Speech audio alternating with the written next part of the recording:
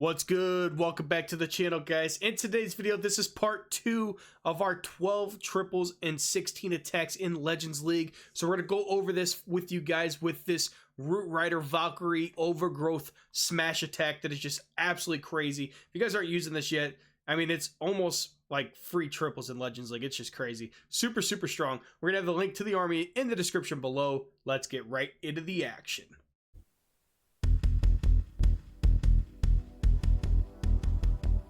If you guys missed the previous attack video with the first 6 triples, it's a couple videos ago. Go check that out if you guys are interested in the bases we hit and how quickly and easy we are doing this. So on this base, we have a box style base. This is some of the easier bases to hit with the strategy. It's just about hitting the other style where you get the ring bases and corner bases and everything like that. So we're going to start with the Barbarian King and Siege Barracks on opposite sides and the main army directly down the middle with that Warden and all the rest of the heroes. And we're going to get that Rage going real quick, take down that Town Hall, and quickly pop that Warden ability because I want to protect everything through that Healing Tome of the Warden. A lot of people have been asking about what equipment we are using. We got the Rage Vial and King's Gauntlet on the King. We got the Frozen Arrow Invisibility Vial on the Queen. Healing Tome and Eternal Tome on the Warden. And Haste Vial and Royal Gem on the Royal Champion. You could also see I did not use that Overgrowth until after that Town Hall was down and we were pushing closer to those defenses. I wanted to wait, and that way I get the max value from the Overgrowth, because you're going to see on some of these attacks, we're going to get done with the attack and be basically just standing still with our troops waiting for that Overgrowth spell to expire. I did have somebody comment yesterday about using skeleton spells instead of the Overgrowth, and it even is better. I fully disagree with that. I like using the Overgrowth in the same location like this twice. You can see here, we're basically down to the last defense, and then we're going to push into this last compartment. Yes, this is a heavy hitting compartment with the Rage spell tower with the Ricochet, multi, and scatter, and everything in here. But we still had 2 hero abilities, and we still have like 6 Root Riders. And all 4 heroes were alive at the time too, so very easily going to get through that. All right, on this second triple, we have this ring style base with that Town Hall in the middle, and you see we got 2 poison spell towers. That's one of the first things I check for is, what are the spell towers? Are they rages? Are they poisons or invisibilities? Because that's going to matter where you use your Overgrowth. I did think that the Eagle and the Monolith were close enough to the edge of the base where we're going to push with our main army directly through that, because I don't want to have to worry about those later on in the attack. And I don't really see a ton of value using the Overgrowth right there, so I don't want to just Overgrowth just to Overgrowth the Eagle. You know, I really see value in hitting one of these Ricochet Cannon, Scatter Shot, Single Target Inferno areas with possibly the Poison Tower. So that's more of what I was thinking. And I usually try to Overgrowth on the same side as the Siege Barracks. Not every time does it work perfect, but I try to do that. And the one thing I have been doing also is when we're pushing into a base like this, and I know I'm not going to be able to take out the CC before the Town Hall, I have been freezing the CC. So you saw I froze that. Ice Golems did not walk up before we were able to take out the Town Hall. Now, we are going to lose some troops through this poison because we had to deal with the 2 Ice Golems, but I actually think my Valkyries, I don't know if they both pop separately, but I feel like we took down both of those Ice Golems at the exact same time, which is kind of crazy. So second Overgrowth is going to come down, trapping down those buildings again, and we're going to be able to push through the rest of this base. And you can just see, I mean, how strong this attack is. It's absolutely crazy. We got all 3 of the 4 heroes alive still. Normally we still have the King alive at this point. We just use the Royal Champion ability, Royal Gem, and Haste Vial, and that's going to push through the last couple defenses before this Overgrowth untraps these buildings. And then we still got the Queen ability as well. And, you know, I think actually there's a high percentage of the time that both P.E.K.K.A.s live towards the end of almost every single attack. And I've had where the P.E.K.K.A.s literally finish off the last couple of buildings for me and help pick up that triple. It's actually insane. And they're so tanky. Oh, did you see that Scattershot just throw a curveball? That was wild. That thing literally curved like 12-6, like a, man, that was crazy. But anyways, the P.E.K.K.A.s are super strong, super healthy. They're like mini tanks basically, and they do a ton of damage.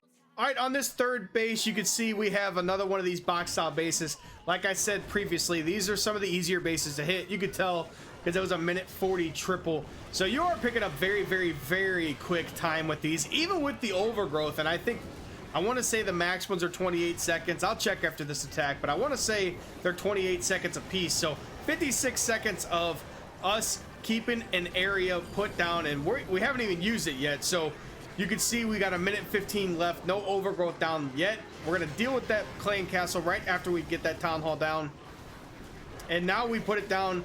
So we had, I think, like a minute 10 left. So 56 seconds from a minute 10. So doesn't take very long for us to clear that last part of the base, but it's just absolutely crazy how quickly these attacks can go through. And I like using the skeleton spell in areas where maybe the Archer Queen or Royal Champion are, with those scattershot compartments on these style bases. Just look for the best value. That way you can distract some good defenses. Normally you're going to use the overgrowth on the best value possible, obviously. So that skeleton spell is just the other area, like the second best value. You know, you see I used it right there on the Archer Queen scattershot compartment, and that helped me keep that distracted. That way we can take that out pretty easily. And here we're actually going to be chilling here for a second. So you can see this is some of the attacks, actually quite a few on these style bases. You literally finish the attack and you're just waiting. I've never seen anything like that. I just missed that freeze completely. Did I even freeze anything? Oh, I might have froze the warden.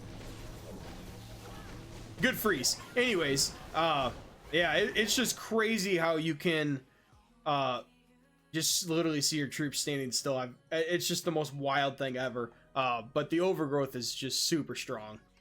All right, on this next one, we have this ring stop base, and this one's a newer base that was built. Seen a lot of people running this in Legends League. We've seen this base a lot, and you could triple this base with this attack. I think this was actually in the previous video too, because I think I said I've tripled this base at least 5 times now with this attack. So we've done the same thing every single time. We're gonna start the king on the bottom half and the siege barracks on the right half of the base, and let them push down and then join the main army. And we're gonna push that main army directly into the town hall, and I'm always gonna overgrowth the double ricochet cannon eagle artillery area and get as much overgrowth value as I can right there with the trap. And the good thing about attacking on the side we do is we get to deal with that clan castle well before we get to the town hall, and we get to save that warden ability as long as we possibly can. So you can see we pop that warden ability with the healing tome, get those rage spells going, and get those troops moving out of that poison and into the other defenses, which they took a hard U-turn and came back the other way, back through the poison again, but it is what it is.